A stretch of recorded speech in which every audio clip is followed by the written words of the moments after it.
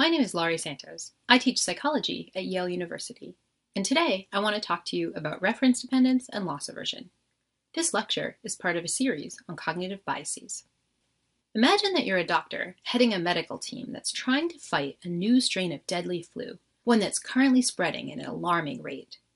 The new flu is so devastating that 600 million people have already been infected, and if nothing is done, all of them will die. The good news is there are 2 drugs available to treat the disease, and your team can decide which one to put into mass production. Clinical trials show that if you go with the first drug, drug A, you'll be able to save 200 million of the infected people. The second option is drug B, which has a 1/3 chance of saving all 600 million people, but a 2/3 chance that no one infected will be saved. Which drug do you pick? You probably thought drug A was the best one. After all, with drug A, 200 million people will be saved for sure, which is a pretty good outcome. But now imagine that your team is faced with a slightly different choice. This time, it's between drug C and D. If you choose drug C, 400 million infected people will die for sure. If you choose drug D, there's a 1/3 chance that no one infected will die, and a 2/3 chance that 600 million infected people will die.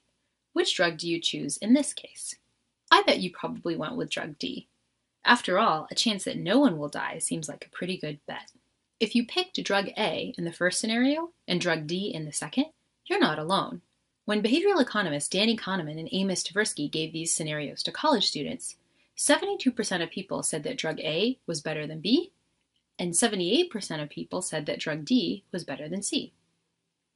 But let's take a slightly different look at both sets of outcomes. In fact, let's depict both choices in terms of the number of people who will live and die. Here's your first choice. Drug A will save 200 million people for sure, and for drug B, there's a 1/3 chance that all 600 million infected people will be saved, and a 2/3 chance that no one infected will be saved. And now let's do the same thing for drugs C and D.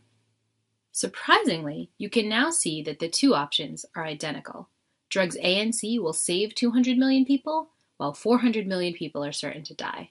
And with both drug B and drug D, you have a 1/3 chance of saving all 600 million people, and a 2/3 chance of saving no one. We can argue about whether it's better to save 200 million people for sure, or to take a 1/3 chance of saving all of them, but one thing should be clear from the example. It's pretty weird for you to prefer drug A over B at the same time as you prefer drug D over C. After all, they're exactly the same drugs, with slightly different labels. Why does a simple change in wording change our judgments about exactly the same options? Kanneman and Tversky figured out that this strange effect results from 2 classic biases that affect human choice, biases known as reference dependence and loss aversion.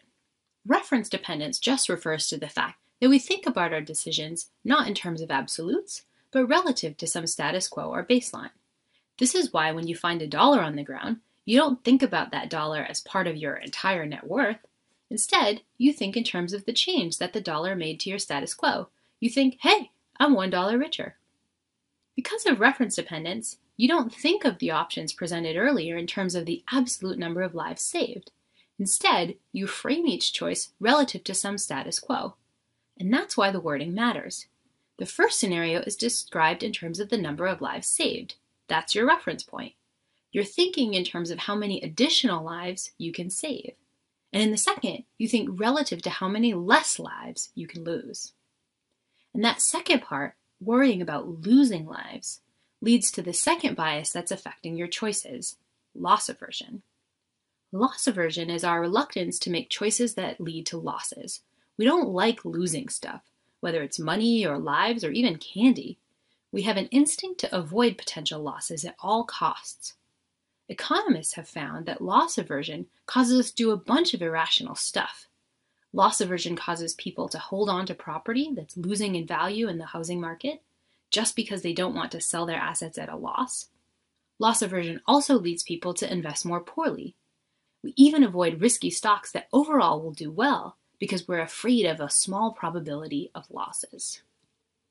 Loss aversion causes us to latch onto the fact that drugs C and D involve losing lives. Our aversion to any potential losses causes us to avoid drug C and to go with drug D, which is the chance of not losing anyone. Our loss aversion isn't as activated when we hear about drugs A and B. Both of them involve saving people, so why not go with the safe option, drug A over drug B? Merely describing the outcomes differently changes which scenarios we find more aversive. If losses are mentioned, we want to reduce them as much as possible. So much so that we take on a bit more risk than we'd usually like. So describing a decision one way as opposed to another can cause us to make a completely different choice. Even in a life or death decision like this, we're at the mercy of how our minds interpret information. And how our minds interpret information is at the mercy of our cognitive biases.